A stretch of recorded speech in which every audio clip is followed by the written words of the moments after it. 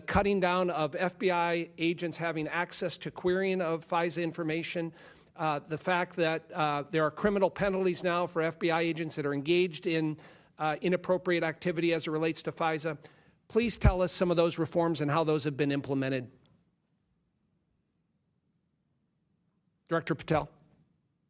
Sorry, I thought you were asking DNI. Absolutely. So we've gone above and beyond what RISA requires since I became director 13 months ago. We not only require supervisory special agents to approve the query request of U.S. persons, we also require the General Counsel's Office and lawyers to come in and agree with that request before we can proceed. Also, we have we used to, before this, had a default which allowed queries when we were utilizing our system to say it automatically searches 702. You now have to actually opt in and select that box to make sure that you are intentionally doing so. On top of that, we've reduced the number of personnel at the FBI from 6,600 before I got there to 3,500 that have access to it, not that use it, but that have access to it.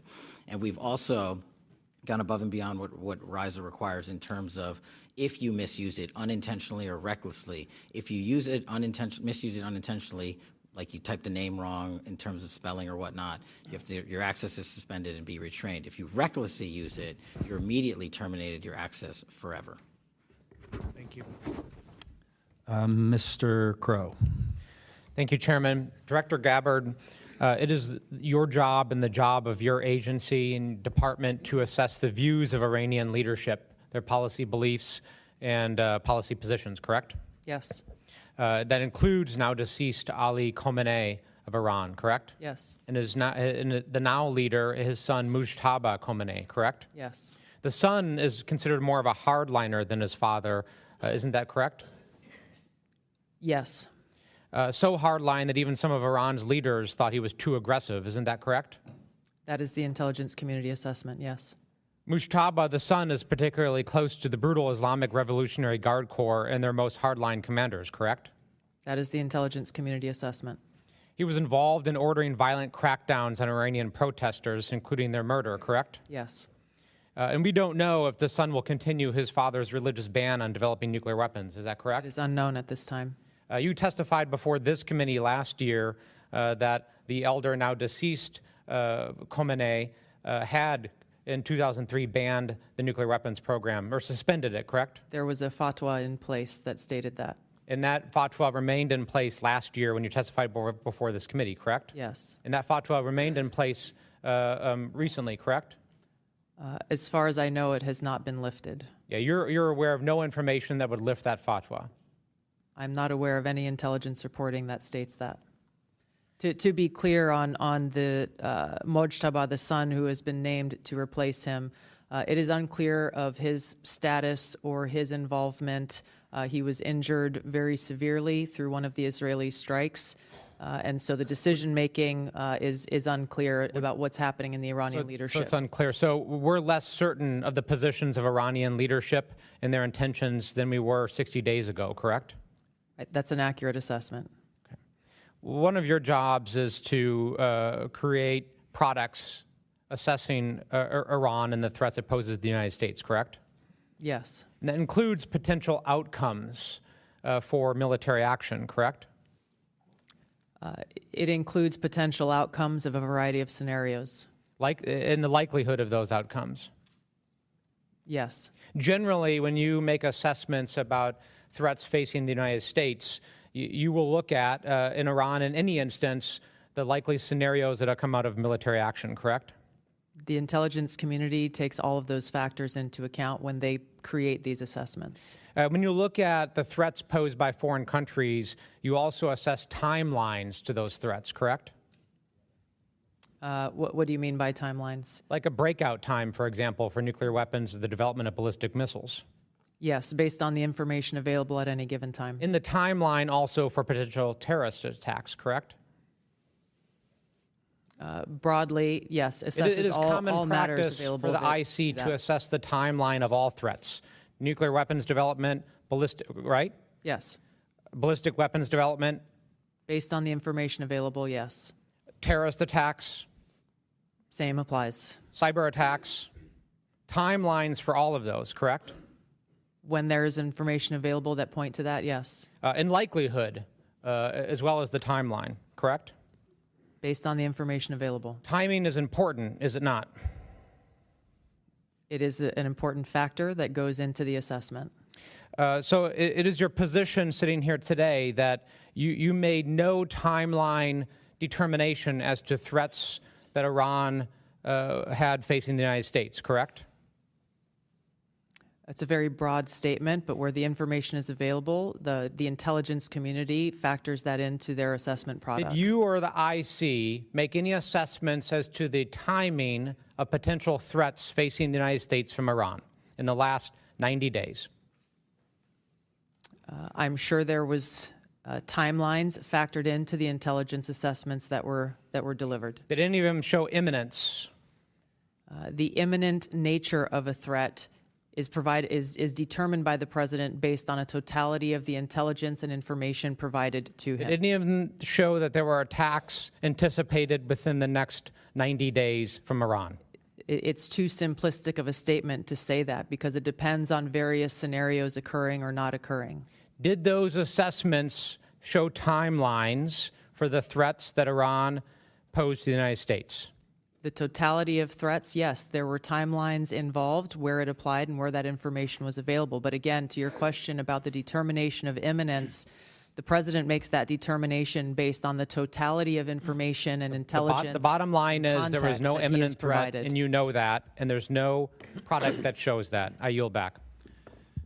Mr. Fitzpatrick. Thank you, Mr. Chairman. Thank you all for being here today. I want to expand on the questioning from my colleague, Mr. LaHood, regarding FISA 702. Obviously, it is the imminent issue right before us. Will expire in a month. Unequivocally, the most critical national security tool our nation has to keep us safe from fentanyl, from foreign wars, and everything in between. Mainly to Director Ratcliffe, but any of you can answer this. One of the most perplexing debates that I've been subject to in my time here is this debate over what warrants are and when they're needed. In the 250-year history of this country, and going back to the very origins of law enforcement, we have always had a warrant requirement, on the collection of evidence. We have never had a warrant requirement on the querying of already lawfully collected data, which is why we don't require police officers to get warrants when they run license plates, querying off of already lawfully collected DOT data. It's why we don't require police officers to get a warrant to enter the evidence locker in their police precincts, which contains already lawfully collected data. It would literally shut down the system. And that's not a warrant requirement. That's a secondary warrant requirement. That's a warrant requirement on steroids. So, Director Ratcliffe, or any of you, I know you've been subject to these questions as well. Is it just a confusion over the difference between the collection of evidence versus the querying of our already lawfully collected data? Is it a lack of understanding of what incidental collection is, which is a fundamental precept of law enforcement? But if we have a warrant requirement on steroids for now the querying of already lawfully collected data, just by the numbers, that would require an expansion of the federal judiciary by a factor of 100. It would literally shut down our law enforcement apparatus at perhaps the most dangerous time in our nation's history. So, Director Ratcliffe, or any of you, if you could just walk me through your analysis there. Well, I'll start, Congressman. Thanks for the question. Again, thanks for highlighting this important issue. And as has been pointed out, reforms should be implemented where they're necessary. And I think, speaking for myself, and I know Director Patel supported the reforms from 2 years ago to make improvements, and they did. And so some reforms should be considered. A warrant isn't one of them. And with respect to the reforms that have been implemented, we're talking about, when we talk about Fourth Amendment rights and privacy concerns, we're at a 99.9% compliance rate with respect to that. So I would start by saying, why are you trying to fix what's not broken with something that I can tell you from this seat, the fix would not work? And I go back to my comment before. DNIs, CIA directors, FBI directors, the people that have been in all of these chairs before on a bipartisan basis agree that a warrant won't work and don't advocate for it. Again, Congressman, you're correct. This is lawfully collected information, and these things come at you very fast, and you have to make decisions very quickly, and sometimes in a matter of hours. You have to act on the information that you have lawfully, that has been lawfully collected to interdict drug shipments or terrorist activities, and a warrant requiring you to go to the court to seek probable cause for information that has already been lawfully collected only prevents that from happening. I don't understand. I understand that it's well-meaning for people that are proposing it, but again, I would defer to the people who sit in these chairs and make these decisions who would tell you that it doesn't work. Anybody else want to comment on the warrant requirement? So, Congressman, I'd love to comment. Thanks for the question. I do just want to add a couple of points. Agree with everything Director Radcliffe said. Not only is this already collected data on foreign personnel outside of the United States, but the data that is being queried has also already been analyzed to ensure that it contains foreign intelligence value, which I think is a very important part of this. And then when we query a U.S. person term, we're not querying for U.S. person information. We're querying for foreign intelligence that has already been evaluated at least once to contain foreign intelligence in the database that's being accessed. And then the final piece that I think is important is that both the FISC and the Department of Justice have established robust legal and compliance rules that we adhere to and that is audited by DOJ for every query that we make. Thank you. I yield back. Dr. Barra. Thank you, Mr. Chairman. Director Gabbard, we've known each other for a long time. We were both elected to Congress in 2012 and served together for a while. I may not have always agreed with your positions, but I respected the consistency of some of your positions. Director Gabbard, following the January 3rd, 2020 drone strike that killed Qasem Soleimani, you gave a speech on the House floor 6 days later, on January 9th, 2020. In this speech that is permanently in the congressional record and available for anyone to view, you stated, quote, President Trump has committed an illegal and unconstitutional act of war, pushing our nation headlong into a war with Iran without any authorization from Congress. A war that was so devastating it would make our wars in Iraq and Afghanistan look like a picnic. On February 28, 2026, the Trump administration, under which you are the president's principal intelligence advisor, launched an illegal and unconstitutional act of war, pushing our nation headlong into a war with Iran without any authorization from Congress. This war has already been costly and devastating. 13 American service members have lost their lives, including Chief Warrant Officer Robert Marsden from my home of Sacramento, California. And approximately 200 service members have been wounded. The Pentagon reported that the first 6 days of Operation Epic Fury cost $11.3 billion. That averages almost $2 billion per day. That was the first 6 days, and now we're in the 19th day of this war. That's ballooned into a regional conflict, putting the lives of Americans and our allies throughout the Middle East in danger. Director Gabbard, do you still believe that strikes against Iran that don't have congressional authorization constitute an illegal and unconstitutional act of war?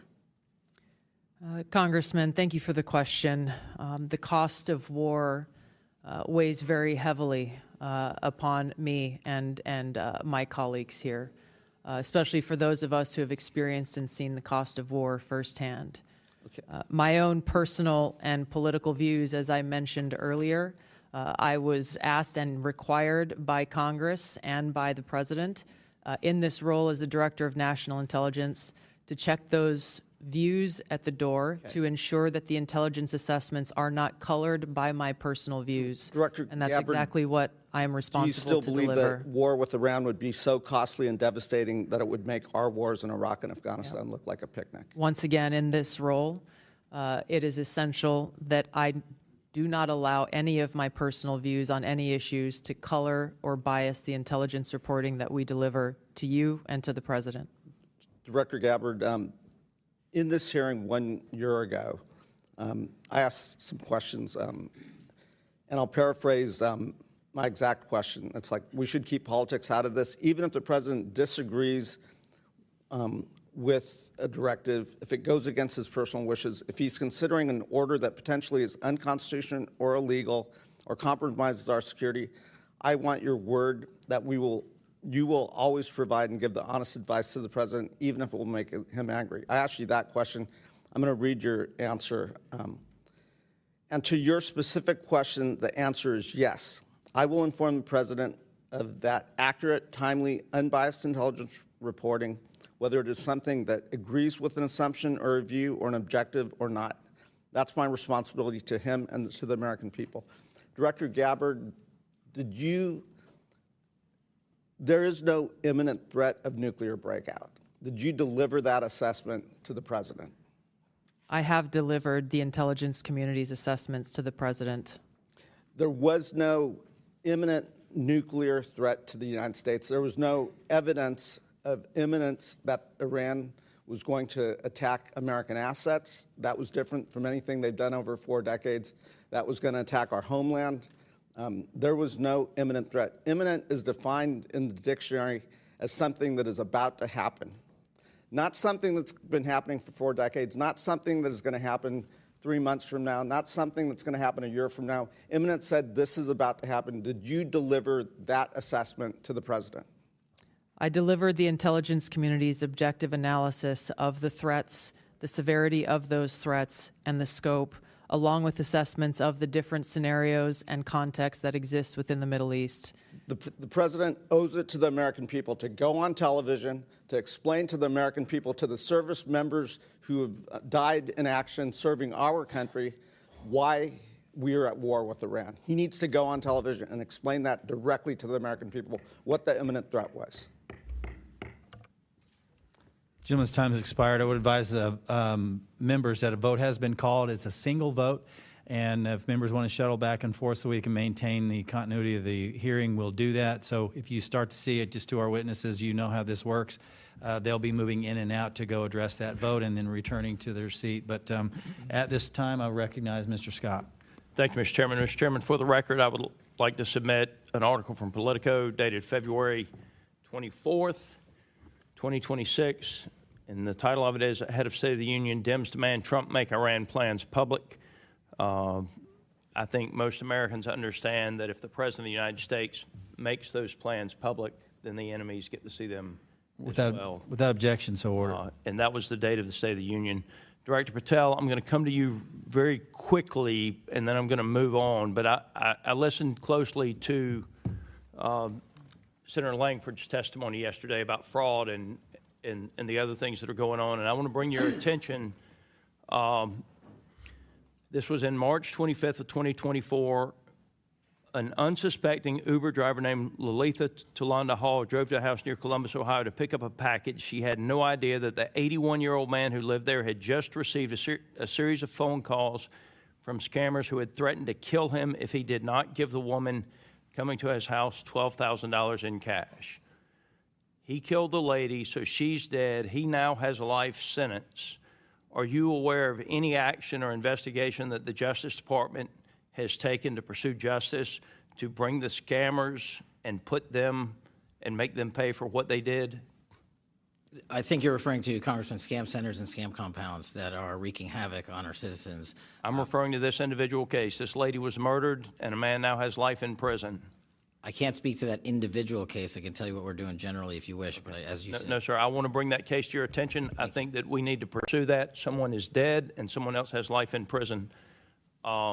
And it was the scammers that did it. My heart goes out to both families, but the scammers are the ones that need to pay the price. They're the guilty party here.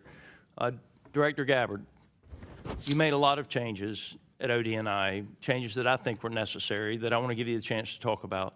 So what concrete steps in ODNI 2.0, what are they taking to address politicization, weaponization of intelligence, and unauthorized leaks, and how will these reforms help rebuild public trust in the intelligence community and help the United States of America? Thank you very much for the question, Congressman. I committed to all of you before taking this role that I would execute on that, to bring back ODNI's focus on its core mission, to cut the fat, to cut away any detractions away from that, and to ensure that our intelligence community was providing objective, timely, and relevant intelligence to the President and to policymakers. I conducted a ground-based review of the mission, the capabilities, and measuring effectiveness of ODNI, which resulted in a reduction of force by roughly 40% and a narrowing of focus and reorganization that consolidated and coordinated the experts within the ODNI in order to be able to deliver those effects. Leaking continues to be a prolific problem across the IC. We have and continue to implement tools and capabilities within the Zero Trust framework to be able to get after those leakers and refer them to the Department of Justice for investigation and prosecution. We've seen, we are continuing to focus on the issue of analytic tradecraft and the integrity of it, once again, to make sure that the analysis that's being conducted is not being colored by anyone's political or personal views on any issue. To that effect, we have and continue to conduct re-looks at different intelligence products that have been provided in the past.